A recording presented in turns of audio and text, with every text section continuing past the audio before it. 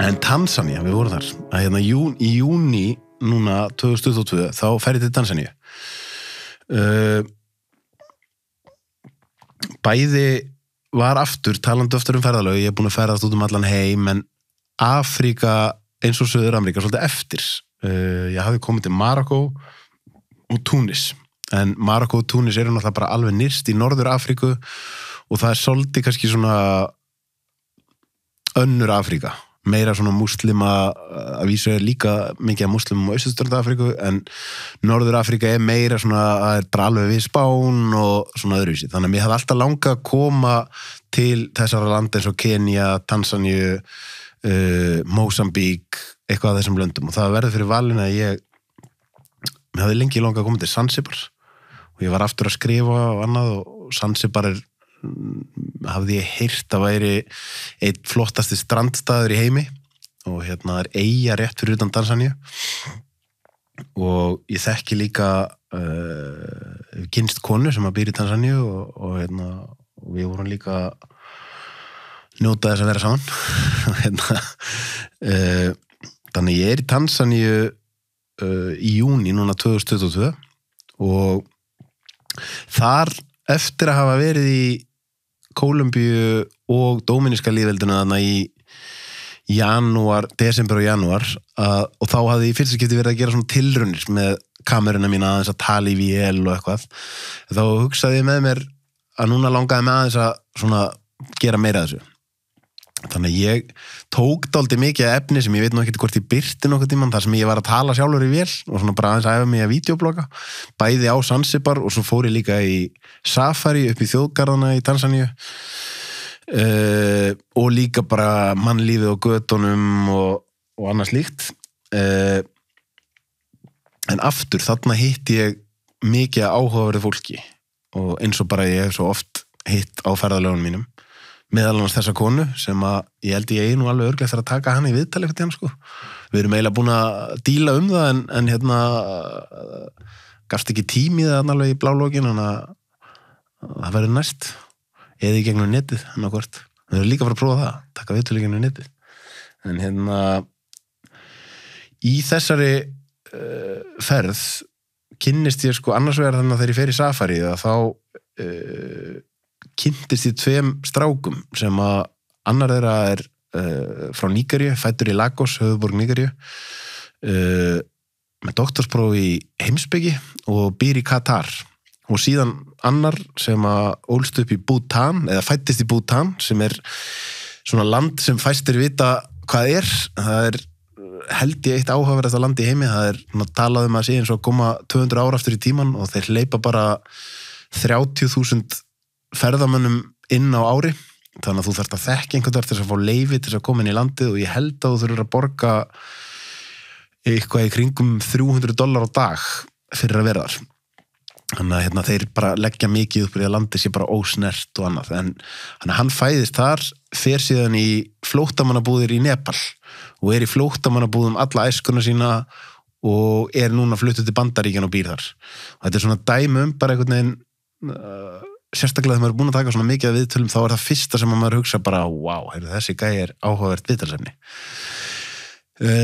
Ég var nú bara með þeim í safaríuna, þannig að ég tók smá efni sem svona, þar sem að ég bara byrjaði að láta kameruna rúlla í bílnum, sko, og við áttum alls konar, spjallum hugleiðslu og munka og tilgang lífsins og eitthvað svona dót.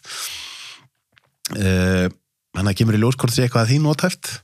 En síðan tók ég aftur annað viðtal í Tansaníu við mjög áhugaverðan mann sem ég kynnti þar, sem að aftur, ég bara að bóka mig inn á hótel, og svo mæti ég á hótelið, það var rosa heitt úti og maður búin að vera einhvern veginn með farangurinn og langaði bara að þetta myndi ganga hratt fyrir sig. Hitti eldri mannana í afgreiðslunni og mér fannst fyrst eins og hann væri nú hálf svona einhvern veginn pirraður í skapinu og eitthvað, og svo byrjuðum við eitthvað að spjalla og allt í hennu finnum við svona, það eitthvað góð tenging hérna, og það enda með því að þegar ég er búin að spjalla þess við hana, þá kemst ég að þetta maðurinn sem á hótelið og hann á fleiri hótelana, og svo á hann líka hótel og villur á Ítalíu, við fórum að spjalla og við ákveðum, heyrðu, fáum okkur dinner saman bara í kvöld og ég tek kvöldmat með honum og þá einmitt kemst ég að því að sagan hans mjög áhugaverð. Þá þetta maður sem að fæddist á Zanzibar sem tilheyrir Tansaníu fyrir 65 árum síðan, verður svo munaðarlaus og hrökklast hálfpartinn burtu frá Tansaníu til Bretlands með barnfóstrunni sinni og hafði gengið mjög vel í skóla, eldklár, en lendir í tímabilum hann í Bretlandi þar sem hann bara ávalla til hnífs og skeiðar og hann, eins og hann segir sjálfur, hann þurfti að pusta tennurnar á almenningssalernum og það komu fleiri en ein nótt þar sem hann þurfti að gista í almenningsgörðum og fleira, en næra fá inngöngu í mjög góðan háskóla í Bretlandi, mentar sig þar og endar síðan á að ná mjög góðum árangri á 2 sviðum og eins og segja á í dag fullt af hótelum og moldríkur en algjörlega eins og sagt á enskunni svona self-made millionaire og með mjög áhugaverða sýn á lífið, hann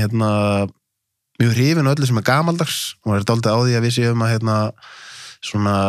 við séum svolítið að rústa okkur með of mikilli símanótkun og að tæknin sé svona aðeins að skemma fyrir okkur og ég fann alveg svona þegar ég tala við hann og þá var með svolítið nostalgíu hvernig Tansaníu var og hvernig Zanzibar var og annars líkt og sagan hans mjög áhugaverð og við meiri sér fórum í viðræður það hvort ég ætti að skrifa ævisögun hans en við ákváðum að byrja á því að ég myndi taka það viðtal og það viðtalið sem við erum að fara að byrta eftir aftur, ef ég mann rétt, svona 45 mínútur eitthvað svoleiðis, það svona cirka það sem að kameran var að drífa en einmitt, bara rosa áhugaverður náungi og við tókum viðtalið þarna á þakinu á hótelins þannig að þetta svona ljúft kvöld á Zanzibar sem alveg við miðbögg þannig að það nánast alltaf mjög gott veður þarna og bara vonandi hefur fólk gaman að þetta svona alltaf gaman að tala við fólk sem svona hókið að lífsreynslu eins og þessi náungi á svona fyrsta sem ég hugsaði þegar ég var að tala við hann og hann mitt þegar hann komst að ég verið frá Íslandi Reykjavík, ég var þar 2 nætur, ég man ekki 1983 eða eitthvað það var ískalt og það ekki mikið að vera þarna þá þannig að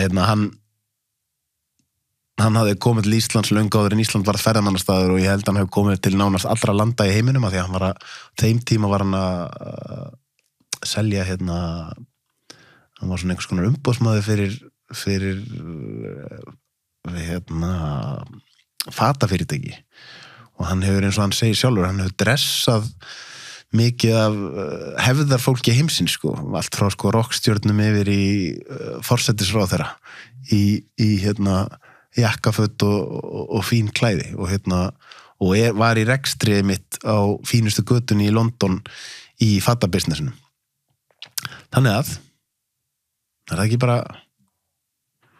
bara let's go kíkja á það I met you here yesterday at the hotel you're running, and I Yes. found your story very interesting. So I wanted to do a short interview with you.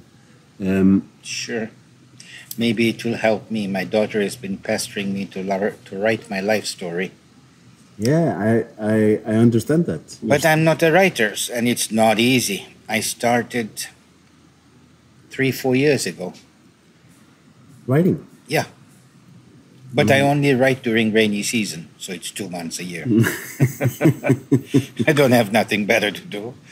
And it's the best time to write because no tourists, no guests, no disturbance.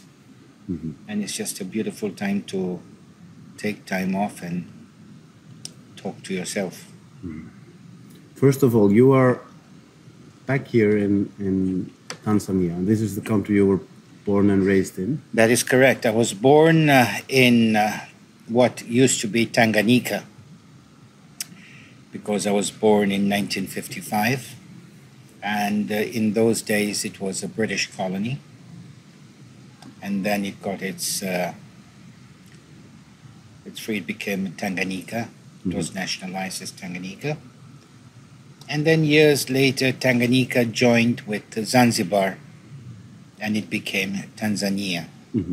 So I was born on the mainland in a town called Arusha, which is right below Mount Meru, which is a very important Meru. It's the second highest or third highest mountain in the continent. Everyone knows Kilimanjaro, which is the highest. Meru, and then comes Mount Kenya, very few meters, and then comes Mount Meru. And they're all very close to each other. But Mount Meru is very difficult to climb. It's very steep. How was it to be young and a kid in Tanganyika at that time? Beautiful. Beautiful. You know, in the old days in this country, the fact of black, white, or brown didn't exist so much because there were such few, and they all lived in harmony. The fact of Muslim, Christian, or Hindu, we all lived together and respected each other and celebrated Christmas and celebrated Diwali and celebrated Eid all together. Quite friends. Life was different, like everywhere in the world, but Africa, Tanganyika was absolutely beautiful. And as usual, you know, you don't know what you have until you don't have it anymore. What is it that you would say is the most difference now and then? Everything. The air was beautiful. It smelled beautiful. Nowadays it stinks.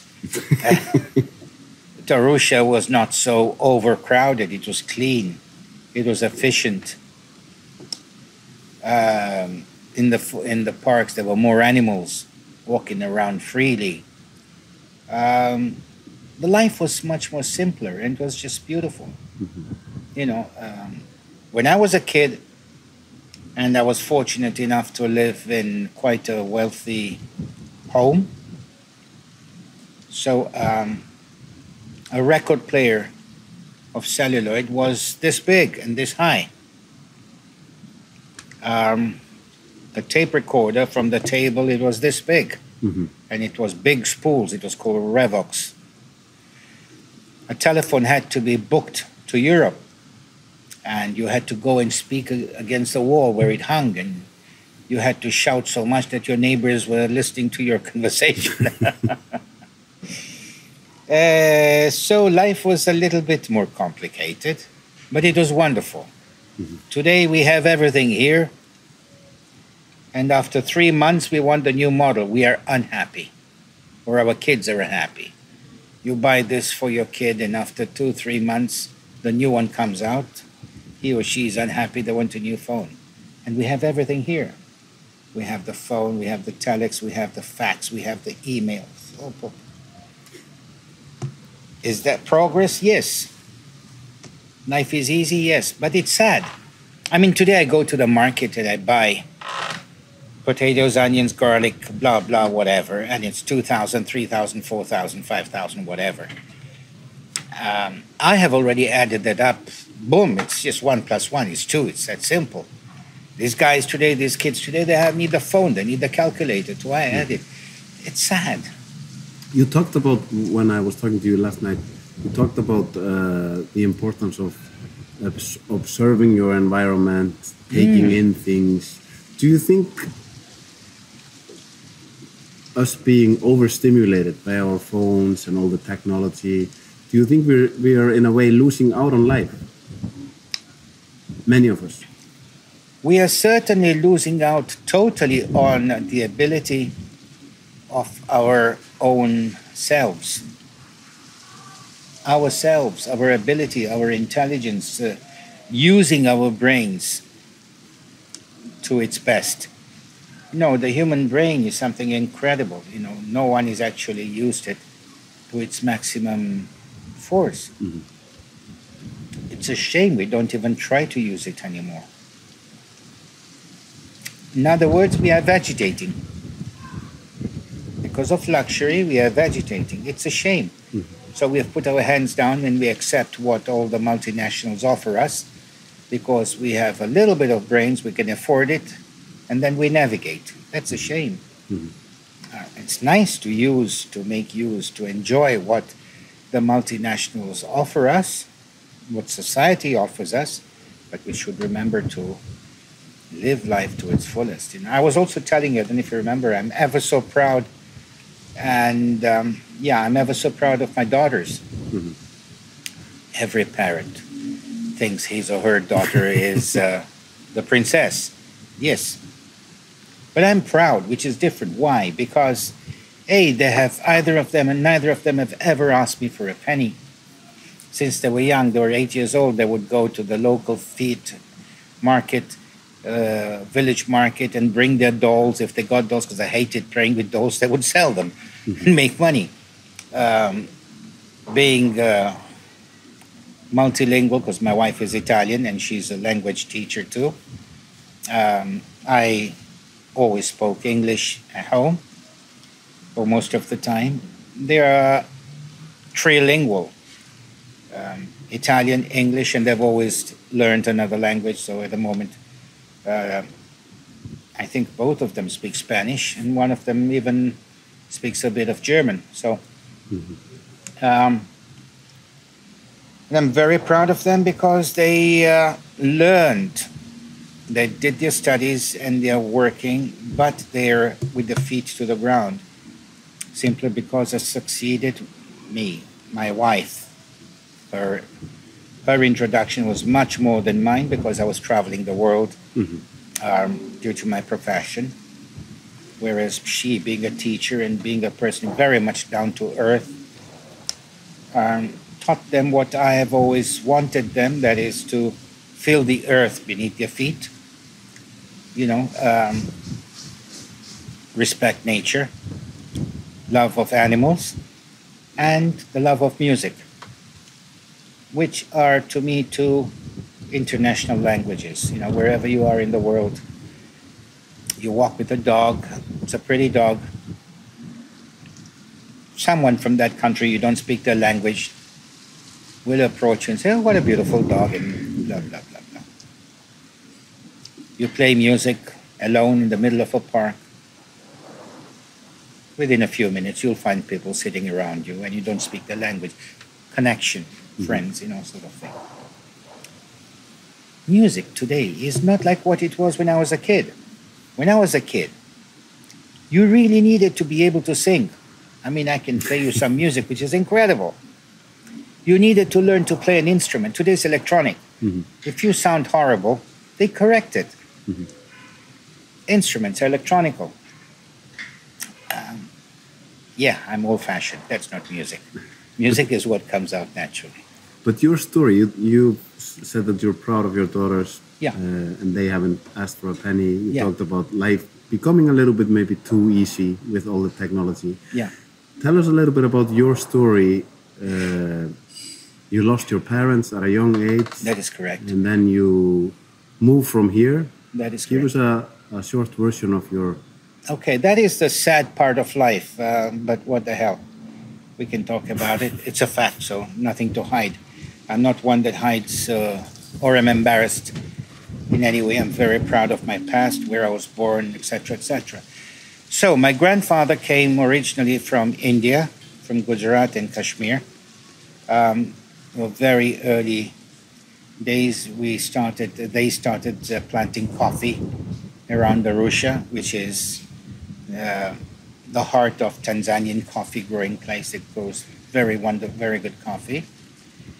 In those days, we didn't have televisions and radio stations. So they made a lot of kids. My father was one of 7. So there were 2 brothers and 4 sisters. His elder brother died before I was born, or just after. I was too little to realize that. And they had... Þessi þáttur áskriftaþáttur. Inni á sölvi.is fá áskrifendur aðgengi að öllum útgefnum þáttum, aukaefni og nýjum þætti í hverri viku.